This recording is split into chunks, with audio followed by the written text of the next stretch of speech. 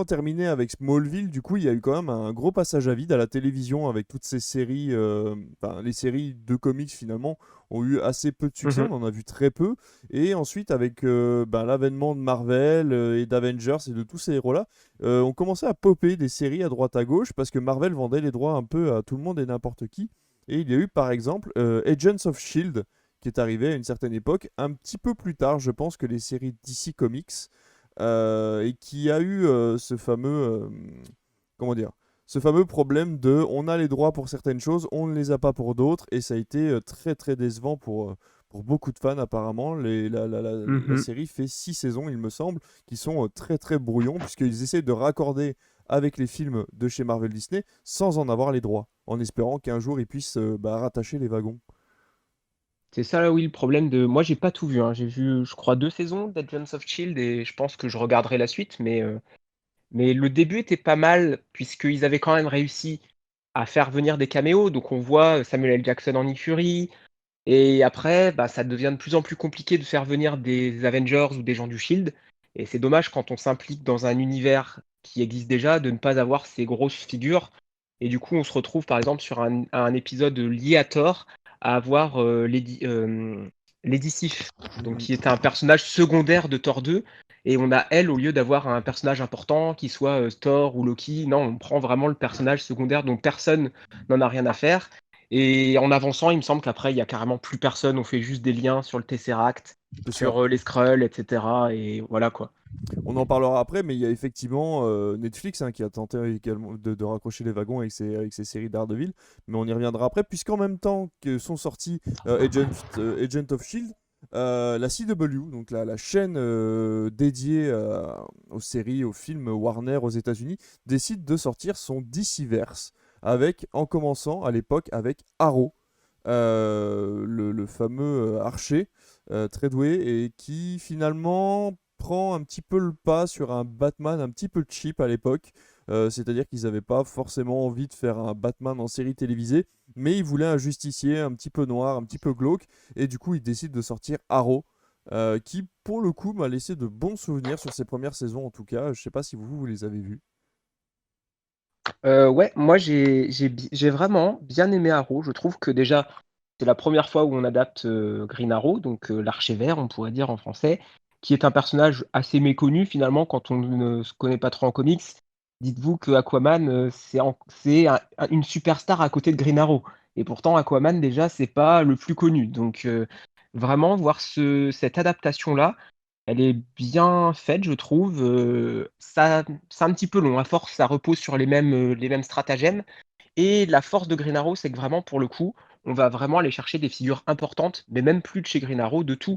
C'est-à-dire qu'on va chercher Ra's al Ghul, donc chez Mm. Batman, on va chercher Deathstroke, on va chercher vraiment des grandes figures, des gros méchants d'ici, plein de super-héros aussi.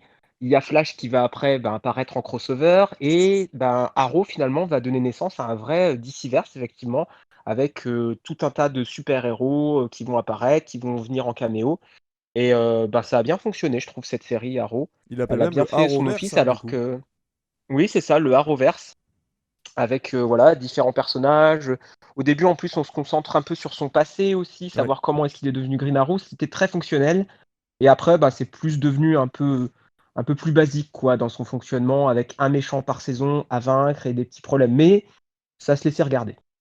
Après, oui, il y avait quand même un conflit, comment dire, enfin pas d'intérêt, mais disons qu'on voyait que lui voulait une certaine forme de justice et d'autres personnages un peu secondaires moins, et ça tournait un peu en rond. Mhm. Donc ils se sont arrêtés, je pense, au bon moment. Ils se sont arrêtés au bout de 8 saisons. Ils ont laissé du coup partir les fameux personnages secondaires qui ont été impliqués dans la série après, puisqu'on a eu droit à, eh ben, on est à la 6e saison de Flash, on est à la Ouais. 4e saison de Supergirl.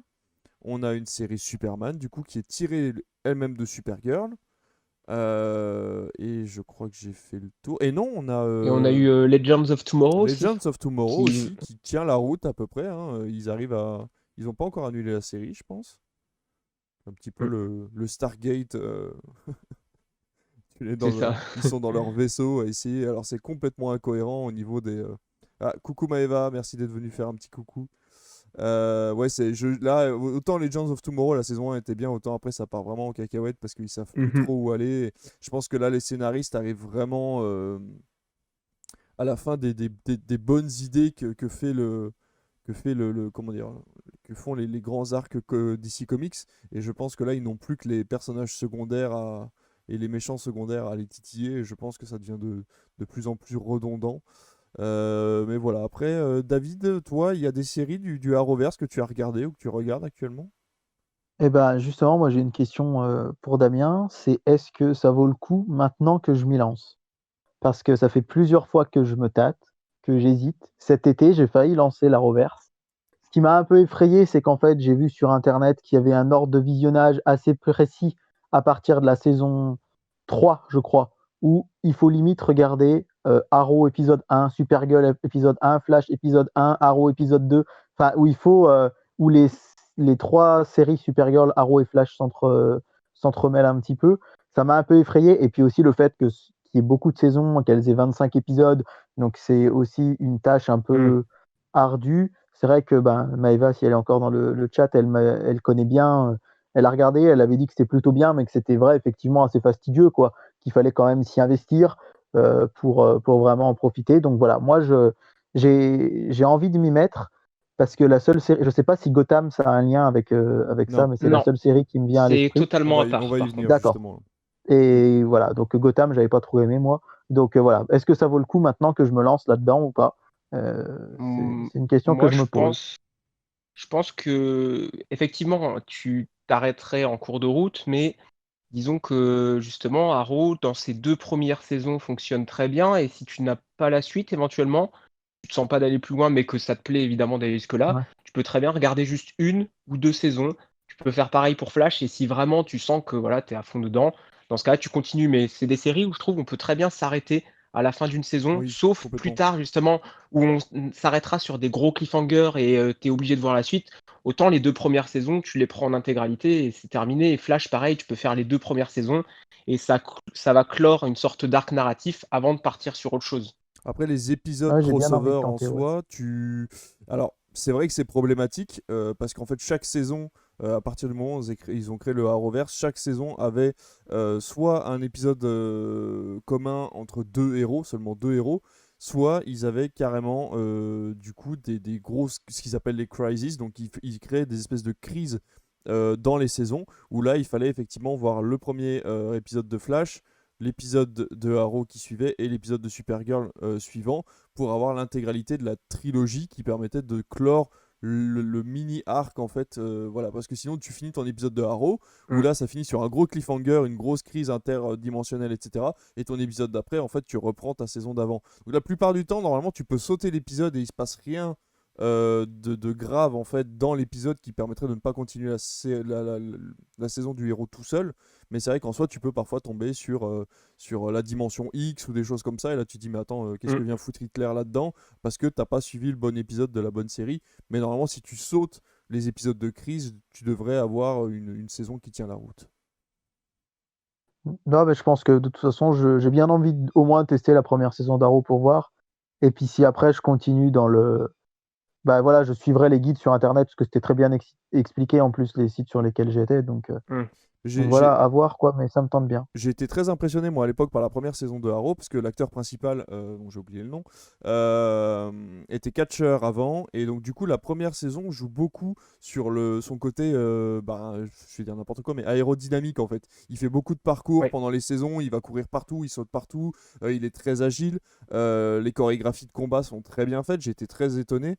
De vraiment des moyens qu'ils ont mis pour que les combats paraissent réels. Et ça, on le perd en fait au bout d'un moment dans la quatrième ou cinquième saison. On voit qu'ils sont plus pressés en fait dans les saisons pour essayer de clôturer tout ça. Et du coup, les combats sont beaucoup moins bons. On voit que c'est plus lui sous la capuche. Il fait appel à ils font appel à des cascadeurs, des choses comme ça. Et on sait que dans les séries, souvent, à petit budget, les cascadeurs ne ressemblent pas vraiment aux acteurs. En tout cas, c'est très mal fait. Mhm. Donc c'est vrai qu'en plus, Hmm. quand il crée son équipe un petit peu, sa Arrow Family, comme il y a la Bat Family, etc., bah, certains acteurs n'ont pas sa mobilité à lui, donc certains acteurs participent au combat, d'autres non, c'est des cascadeurs. Enfin, voilà, tout ça commence un petit peu à devenir un petit peu trop fake. Et je trouve que ouais, au bout de la quatrième, cinquième saison, on perd un petit peu ce côté cascade qui faisait les premières saisons et qui les rendait si intéressantes à regarder, quoi. Et Maeva nous dit qu'elle a vu un bout de Arrow et des autres séries. Globalement, elle les trouve cool, mais j'aime vraiment bien ces séries, moi en tout cas. Ben voilà, bah après il faut continuer, hein. Je sais que moi la cinquième saison de Flash, j'ai pas eu le temps de la regarder, mais j'aimerais bien la regarder parce que je trouve que c'est un personnage qui est très intéressant et qu'ils arrivent à se renouveler correctement. Mais voilà, après c'est pas obligatoire. Alors effectivement, à l'époque, DC donc décide de créer ce fameux Arrowverse sur leur chaîne, mais certaines autres chaînes sont intéressées par le rachat d'autres licences dont ne s'occupe pas Warner. Et on a vu par exemple l'arrivée de Gotham sur ABC à l'époque, qui a eu droit, je crois, à 3 ou 4 saisons. Peut-être même plus, et on a également sur Amazon Prime Pennyworth qui se concentre sur l'enfance de Pennyworth, du coup, d'Alfred, le majordome de Batman. Donc voilà, tout ça se tourne autour de Batman, bien évidemment, puisqu'ils ont voulu surfer sur une vague à succès. Batman étant forcément le héros le plus apprécié, on va dire, du grand public chez DC. Mais est-ce que ces séries valent la peine? Je n'ai pas encore regardé Pennyworth, mais j'ai hâte de m'y plonger. J'ai regardé un petit peu Gotham, moi je n'ai pas trop apprécié les incohérences scénaristiques, parce que ça se passe avant l'arrivée de Batman, du coup. Mais voilà, qu'est-ce que vous en avez pensé, toi, Comic Eater? David, je sais pas si vous avez vu ces séries-là, mais je vous laisse en parler. Bah David, je te laisse en parler parce que je sais que tu as vu Gotham, toi, que tu as un peu regardé déjà. J'ai vu la saison 1. En fait, il y a eu une période où je regardais très très peu de séries. J'ai regardé énormément de séries au moment du lycée, à l'époque de Desperate Housewives, Lost, 24 heures chrono, tout ça. Et j'ai eu une pause et j'ai repris, je sais pas, peut-être pendant 3 4 ans, j'ai pas trop regardé de séries et j'ai repris par Gotham. Et j'avoue que j'ai eu du mal à me plonger dedans. Et je me suis forcé, à l'époque ça passait sur TMC, je me suis forcé entre guillemets à finir la première saison. Et en fait, je vais avoir du Hum, mal à vraiment en parler parce que ça m'a tellement peu plu qu'en fait, très sincèrement, j'en ai pas beaucoup de souvenirs là. Donc, hum. je sais que je trouvais que les acteurs étaient pas spécialement hyper charismatiques. J'aimais bien le pingouin, je crois qu'il était pas mal, mais ouais, je sais pas. J'avais vraiment eu du mal et Pennyworth, j'ai pas regardé du tout. Ok. Ouais. Bah moi, j'ai pas vu non plus Pennyworth, très honnêtement. J'ai pas forcément été très attiré. Et Gotham, j'ai regardé les 2 premières saisons, je crois, et après, je me suis un peu détourné parce qu'effectivement, pour moi, le gros problème, c'est quand on force. Autant, alors j'étais plus jeune, donc dans Smallville, je l'ai accepté, mais ils prenaient un peu plus leur temps. Dans Gotham, je trouve qu'on force le fait de faire rentrer tous les personnages Mm, mm. qui existent dans Batman en très peu de temps. C'est-à-dire que ne serait-ce que sur les 2 premiers épisodes, on va croiser Catwoman, on va croiser Poison Ivy, on va croiser le Pingouin, Jim Gordon évidemment, Bruce Wayne, et toute la série va être ça, c'est-à-dire qu'en Enigma l'espace de aussi. quelques saisons, Edward Nigma, oui évidemment, en fait ils sont tous là, c'est-à-dire que limite ils vivent tous dans le même quartier, alors que bah, on sait très bien que c'est pas aussi simple que ça, et puis ça crée des incohérences petit à petit. Alors la première saison, j'avais apprécié quand même modérément, notamment parce que ça se concentrait sur Jim Gordon et j'adore ce personnage et je trouve que ben, le personnage de Jim Gordon est intéressant, tout le côté policier, mais dès qu'on part plus sur le côté Batman, là j'en ai plus rien à faire et je trouve ça très incohérent. Mm. Les personnages, voilà, on repère à chaque fois qu'il y a un truc, on se dit ben forcément c'est tel personnage, mais qu'est-ce qu'il fait là à cette époque-là Voilà, il y a vraiment ouais, Jim Gordon et le Pingouin qui sont vraiment intéressants, je trouve quand même. En tout cas sur ce que j'ai vu moi au début. Et puis après, moi j'ai juste entendu un petit peu ce qui se passait dans les dernières saisons avec la femme de Jim Gordon et tout. Ça devient un peu du grand n'importe quoi et les incohérences, elles tiennent plus du tout en place puisqu'elles sont là depuis le début. Et après, ben, avec des bases comme celle-ci, on peut pas avancer sur quelque chose de sain. Ce qui s'est passé, je pense, le problème qu'il y a eu à l'époque, c'est que c'était la porte ouverte à tous les multiverses. Et chacun en a tiré un peu profit en disant, bah, de toute façon, on s'en fout si c'est pas cohérent avec le reste des comics, puisque de toute façon, ça se passe dans un multiverse alternatif où eh ben, ça s'est pas passé comme dans le comics. Sauf que bon, les multiverses, la plupart du temps, respectent quand même une certaine chronologie, ou en tout cas des moments historiques du comics sont respectés dans ces multivers-là, et il y a des choses qu'on ne peut pas changer, comme l'arrivée de certains personnages avant la naissance du héros principal. C'est complètement Mhm. incohérent quand ils ne sont pas du tout le même âge. On a beau regarder de plus près, je veux dire, Nigma n'a pas 25 ans de plus que Bruce Wayne, donc c'est impossible de le Voilà, voir en tant que c'est ça le problème. scientifique de la police à l'époque. Enfin voilà, c'est quand même dommage d'avoir voulu aller jusque-là. Le pingouin, par contre, c'était une bonne idée. Il est jeune, il fait partie, il est vraiment au bas-fond de la mafia, il essaye de monter un petit peu, de tirer profit. J'ai trouvé que le personnage était intéressant au début de la saison, je me suis dit ok, il est plus jeune et tout, c'est bien. Et puis finalement, voilà, débarquent tous ces autres personnages qui n'ont rien à faire là, qui sont pas du tout dans la chronologie de base, donc c'est vraiment dommage. Et maintenant, je me souviens même que là où ça devient vraiment n'importe quoi, c'est au moment où ils ont décidé de mettre le Joker. C'est-à-dire que Ah, en plus, ils ok. sont partis avec l'idée de mettre le Joker, mais en sachant qu'ils n'ont pas le droit de mettre le Joker, c'est incohérent. Du coup, on nous explique qu'il y a plusieurs Jokers, il y a des faux Jokers, et du coup, il y a 3 Jokers différents. Oh là là. Ça n'a plus aucun sens. Et on lui donne un nom, du coup, il s'appelle plus Joker, je sais plus, il a un prénom. Voilà, mais juste pour mettre un Joker, ils font n'importe quoi. Donc, Ah oui, d'accord. vraiment, voilà. Maëva nous dit qu'elle a bien aimé El Gotham pour l'instant. Alors, est-ce que ça dépend aussi comment dire, de l'histoire qu'on a avec les comics finalement? Parce que toi et moi, on en a lu pas mal de Batman. Alors, est-ce que finalement, on Mhm. s'accroche un petit peu à des cohérences qu'on a au fur et à mesure de nos lectures et qu'on n'a pas envie de détruire quand on regarde une série? C'est possible aussi, je pense. Alors, je sais pas où est-ce que Maëva a vu. En réalité, moi, par contre, je prends juste la saison 1. Mm, Même si moi, oui, j'ai lu les comics, donc il y a des petites incohérences en termes d'âge, tout ça qui me dérange. Je trouve que la saison 1 se tient bien. Et d'accord. que c'est après où vraiment ça petit à petit, ça s'effiloche et que ça va plus. Mais la saison 1, moi, j'en garde quand même un assez bon souvenir. Je crois que c'est dispo sur Netflix, si vous voulez y jeter un œil en tout cas. Oui, on peut voir, c'est sur Netflix, je crois. Ouais. Ok.